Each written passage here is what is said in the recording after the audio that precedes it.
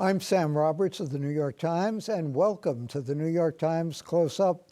After just 1 year of Donald Trump's return to the White House, American life is once again enveloped in the turbulence of a single man. But even in a country greatly consumed by one figure, many other lives have shaped us.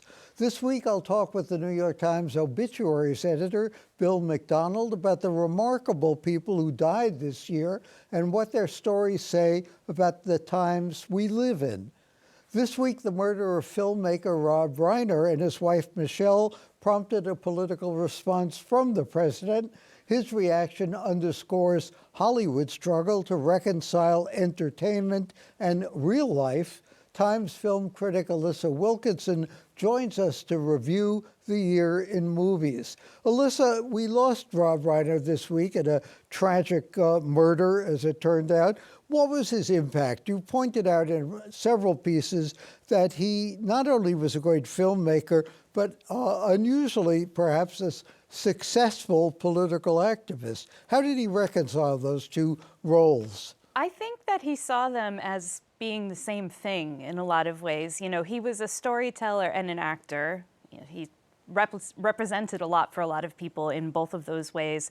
But his stories often were about people standing up for the little guy, or sort of being in favor of doing the right thing in difficult circumstances. And that is a lot of what his activism was about. A lot of the causes that he was in support of weren't things that really directly benefited him. They were things like same-sex marriage or environmental causes, things like that. And he was just out there because that was something that he often talked about, he believed was the right thing to do. Sometimes I think in Hollywood we see people having strong political views and talking about them, but often it felt like he was really putting his money and his time and his reputation on the line in support of causes that he really believed in. So, and of course, he did the right thing as he saw it. Yes. Was there ever reaction from the rest of Hollywood saying, not so fast, what about the other point of view?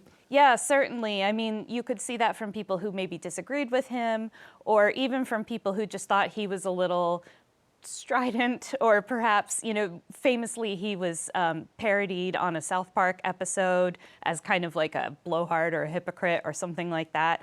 And, that happens sometimes to people who are extremely, maybe we should say, committed to their views, or they're very much in the public about them. But that was what he believed in, and he certainly didn't let up over many decades. And I think, for me, that's admirable because it's something that, I hope I would be that committed to my views. But also it's something that, I think is pretty rare among celebrities. Talk about strident. What about the president's reaction to his death? Was there a strident reaction from Hollywood on both political sides to that? Yeah, actually, we saw people who very much agreed with him in his views, and also people who didn't. We saw figures who we would consider Hollywood conservatives, people who were kind of diametrically opposed to his views, coming out and saying, I don't agree with the guy, but I really admire him for standing up for what he believed in. And also, he was a caring person who loved people, and this is inappropriate to talk about someone in this way, and I'm praying for his family, which I thought, really speaks to what his character was. Alissa, you wrote in the Times that the Trump era has not been notable for politically incisive filmmaking, although in the past year there have been some exceptions. Yeah. Tell us about them. It's been interesting to watch this happen over the last 10 years. I think we've had some real clunkers because people just haven't known how to deal with this kind of odd time in American politics. It's sometimes felt like the show that we were seeing in the news was bigger than the show we would see in the movies. So in the last year, we've been seeing movies that have been coming at it from different genre angles. We've seen movies like Sinners, which kind of comes at history and its lingering effects from more of a like a musical and horror angle. Or we had a movie like Eddington, which was more satirical, comedic, and kind of horror as well. Or a movie like One Battle After Another, which is thinking about the effects of generational activism over time. All of these are coming at ideas about our time from kind of oblique angles. Even a movie like Superman, and of course Superman has always been a political figure, but it actually was thinking about technocracy. What does it mean when we have technocrats in charge of the government. You know, how is Superman going to operate in the middle of that? All of those things came together this year in our filmmaking, and it's really interesting to see Hollywood filmmakers trying to grapple with those questions in a more interesting way. How do you satirize something that's so bizarre to begin with? I mean, I don't know. It's hard, right? And I think that's been the problem. And sometimes it's felt like maybe people on television have done a better job of it, or comedians have figured it out, stand-up comedians. But in film, it's tricky to find a way to tell a good story that people are really going to enjoy, that maybe is going to hit a big audience. I think what's been interesting is all these movies have been like really big box office hits, which tells you something about the audience also enjoying them. Well, did the audience enjoy them, or did they strike a sympathetic note with the audience as well? Maybe both, but if you take a movie like Sinners, that movie came out in April, and it has like continued to make money. They keep re-releasing it in theaters because people keep going back to see it, and it looks like it's probably going to get Oscar nominations. That was a bona fide hit, and it definitely has a lot to say. And what's interesting about a movie like that is that you talk to people about it, everyone has a different interpretation even of what that movie is saying. So, you know, what a phenomenon. What does that mean? That they were great movies, or that they resonated with people on a political note? I think a little bit of everything. Like, you can have a movie that resonates on a political note, but if it's not fun to watch, nobody's going to watch it. You know, you're not going to grab your friend and say, you got to see this movie, or you're not going to throw it on at home and say, let's watch this movie that I loved.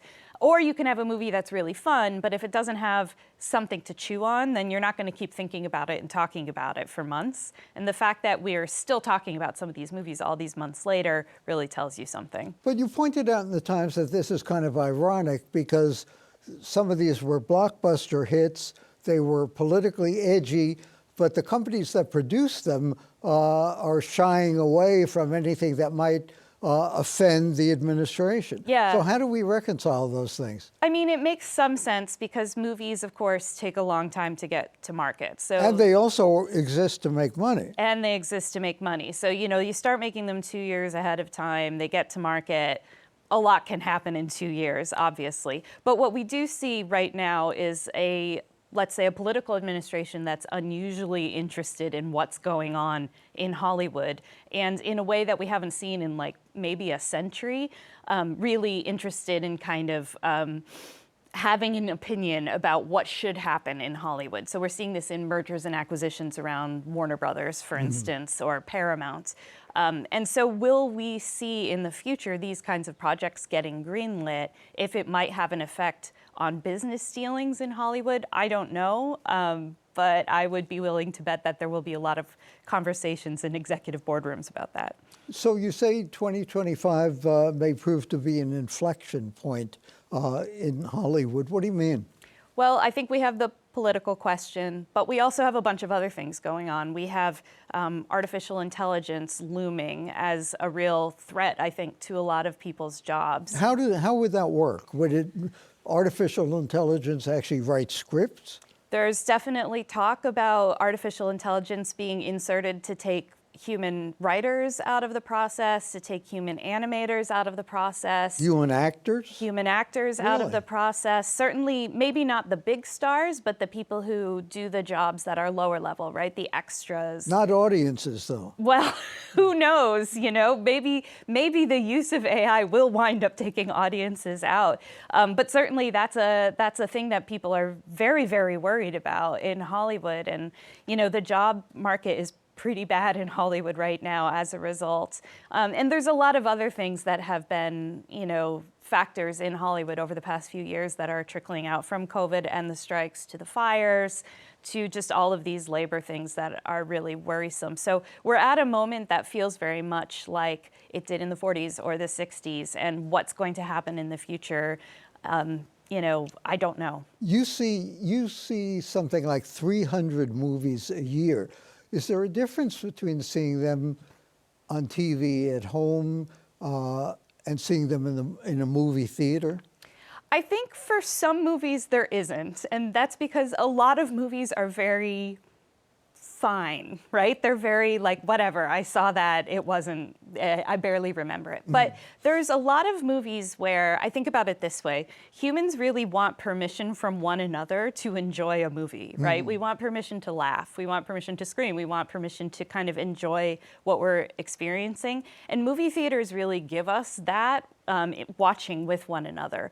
Or sometimes we watch a movie and we're ready to shut it off within 3 minutes because we're like, I don't know, I don't really know if I want to keep watching this. But if you're in a theater, you're kind of locked in and you're going to go the distance. You're probably not going to walk out. And then, 20 minutes in, you suddenly realize, oh, this is going to be incredible, right? And you sit through the whole thing. So the movie theater experience really is what a movie is built for. And I think when we take out the movie theater experience, we have fundamentally changed the art form. And when we remove that experience, we're actually kind of taking something incredible away from the art form from ourselves. Even if you don't see a movie in the theater, are we in a way blessed because streaming services, cable, all sorts of other formats, we have so many more movies these days? Yeah, on the one hand, we definitely are, we have so much more at our fingertips, and that's incredible.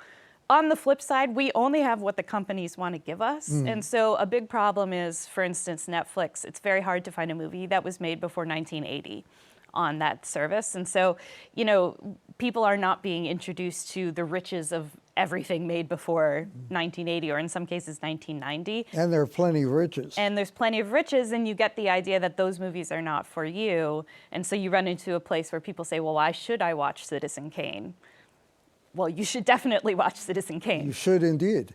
Do young people go to the movies, or are they more likely to stay home and watch TV? Well, this is an interesting thing that I've been talking about with some friends. We've been noticing that there's been a change. So it used to be that, really the industry truism is that young people don't go to the movies. But lately it's been observed that young people are actually the ones who want to go to the movies. Really? And it's older people who tend to be more interested in staying home and watching stuff on their TV.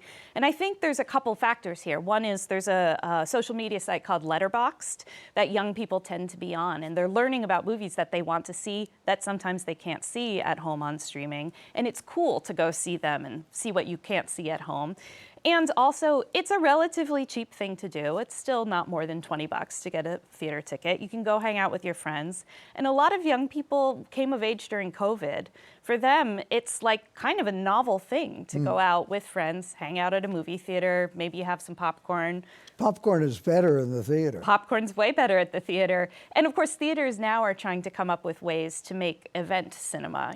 Maybe you go see a movie that it's only showing one night, or maybe you can go and you can buy a beer too, or something like that. So there's more on offer now at theaters than maybe there used to be. The Times the other day had a listing from Manohla Dargis and from you of favorite films.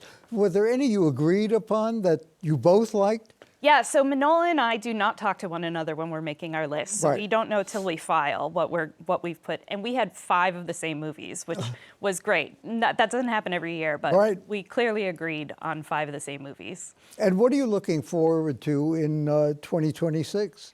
There's a lot of great movies coming down the pike, but even just looking in the very near future, there's a movie that I was looking forward to this fall and it got bumped into March. It's called The Bride. It's directed by Maggie Gyllenhaal, and it stars Christian Bale and Jessie Buckley, who's currently starring in Hamnet, and probably going to get an Oscar nomination for her work in that. And it's about, the bride of Frankenstein. And it looks crazy if you watch the trailer. It just looks like it's going to be a ball. But even there's other movies coming, of course. Every director has something interesting coming next year. One of my favorite things about a new year is just watching all the stuff start to kind of come towards me and getting excited about what's to come. What do you think about Frankenstein in 2025? I am a big fan of Guillermo del Toro's Frankenstein. I think that not only does it have an amazing performance from Jacob Elordi as Frankenstein's creature, but anyone who knows del Toro's work knows that he was definitely born to make this movie. And that is one that you can watch on Netflix. It's there on Netflix for you to see. In the dark. In the dark. Yeah, it's not scary. It's more kind of a father-son movie. It's very romantic and lush and heartbreaking and all that good stuff. Sounds great. Yeah. I'll have to see it. Yeah. Thanks to Alissa Wilkinson of the New York Times for joining us. Coming up next, we'll turn from the stories on the screen to the lives on the page with Times Obituaries editor William McDonald.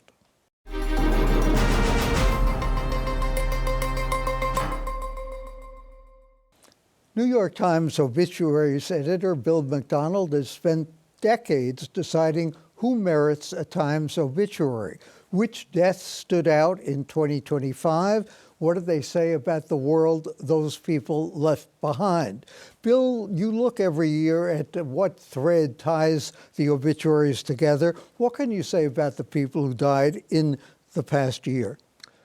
This year was a kind of a, I hate to say it, a banner year in the obituary department. We had a procession of major figures dying, one after another, it seemed.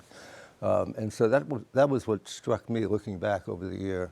The obituary pages always talk about the major people who die among us, but this year just felt extraordinarily rich, you might say, with really major names. I even wrote some down, if I may, just to give you a sample. Yes, you certainly may. That's one of the things I find people say to me sometimes, oh, I love the obituary you wrote the other day, and we write so many that you can't remember them one to the next. For sure. We do about 1,000 a year, and I've been doing this for close to 20 years, so do the math. You were the longest obituary editor at the Times. I think, for sure, yeah. Anyway, I just wrote down just some of the names that who we wrote about. Pope Francis, Robert Redford, Diane Keaton, Brian Wilson of the Beach Boys, Frank Gehry, Dick Cheney, Giorgio Armani, Ozzy Osbourne, Gene Hackman, Hulk Hogan, Roberta Flack. It goes on and on. It was just and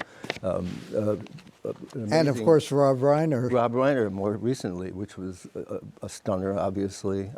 So yeah, it's been quite a year for the obituary section. A lot of these have been written in advance, although Rob Reiner caught us by surprise. We weren't expecting a homicide. So we have to often have to respond and react to that kind of breaking news, and so we did, again, on Sunday. It was a struggle, but we did it.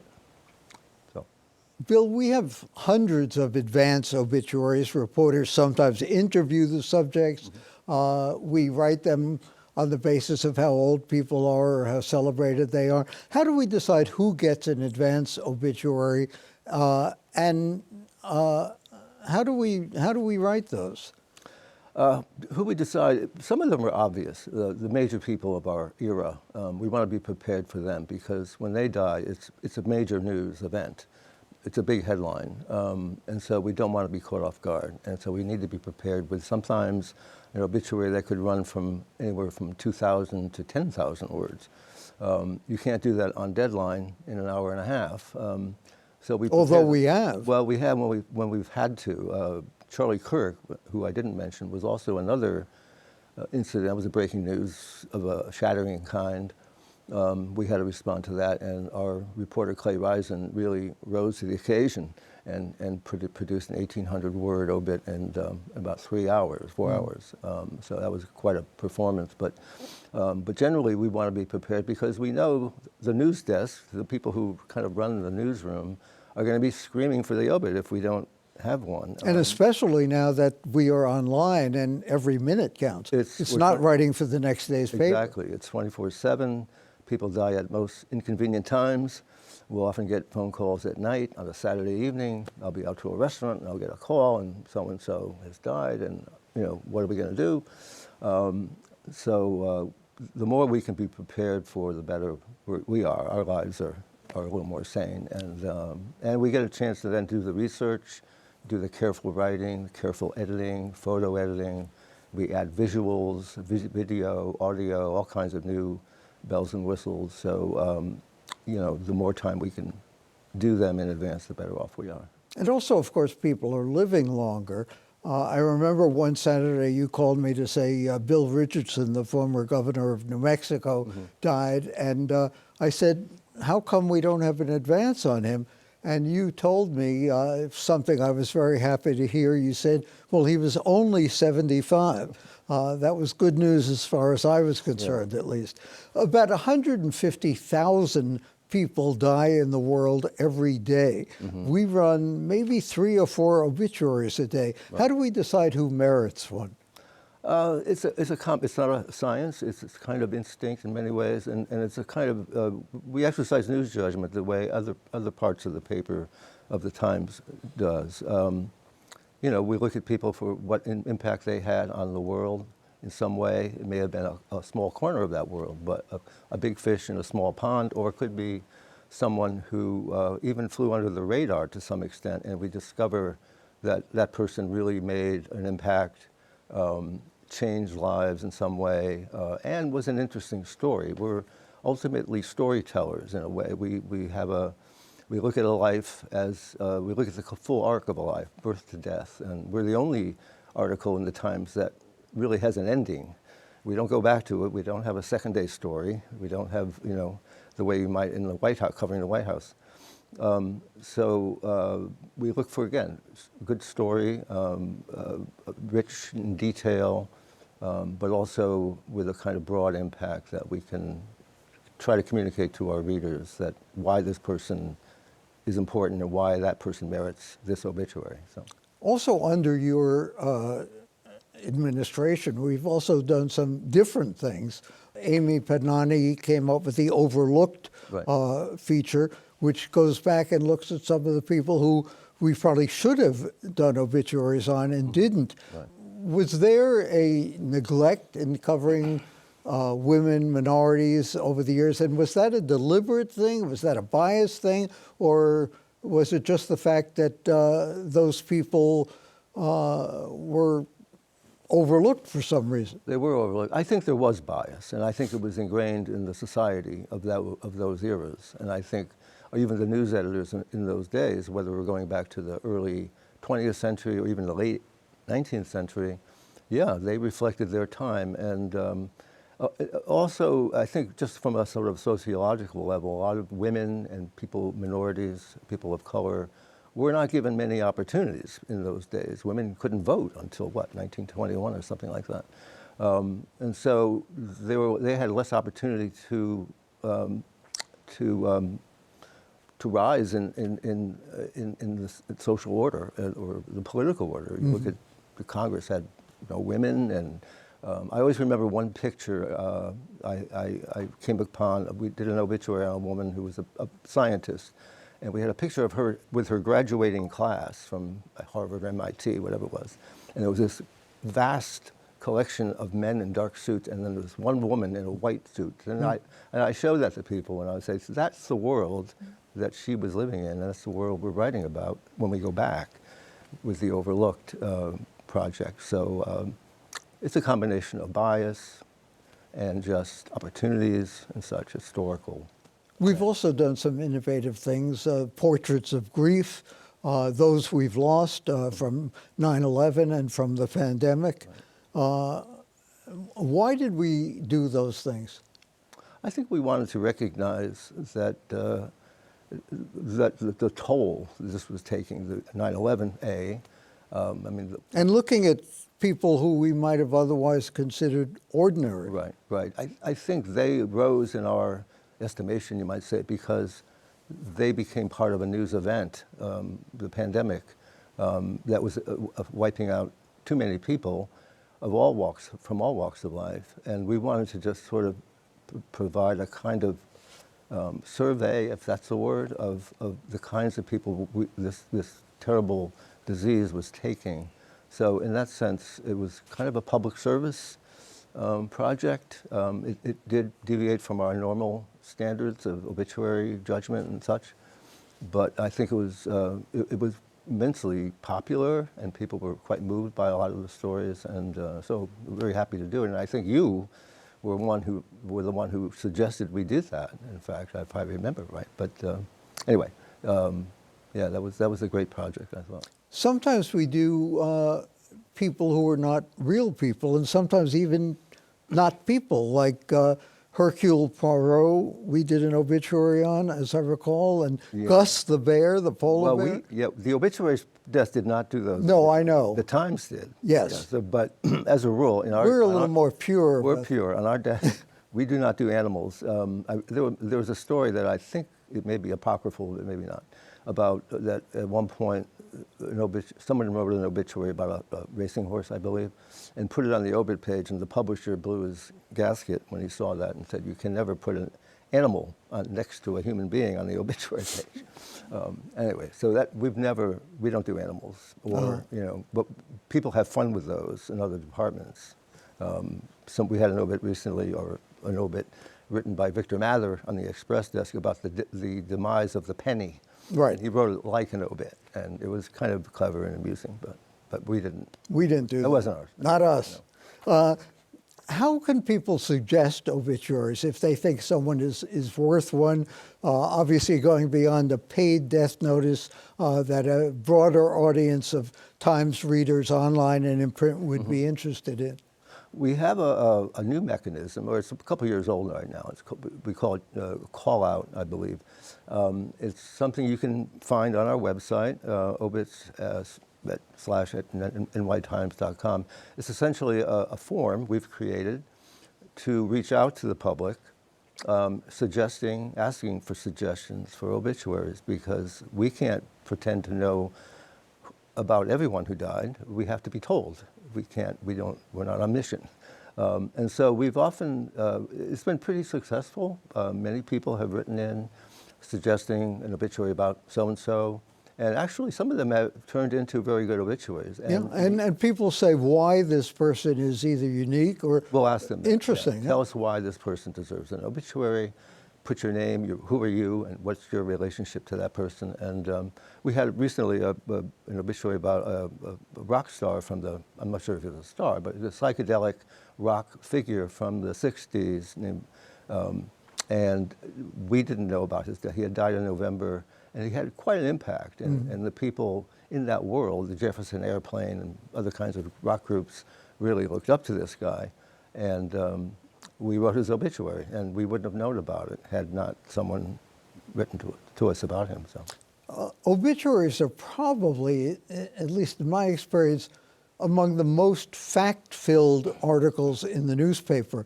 Does that mean that someday they might be vulnerable to being replaced by artificial intelligence? Yeah, well, we've had that conversation. Yes, it is. There are minefields of fact.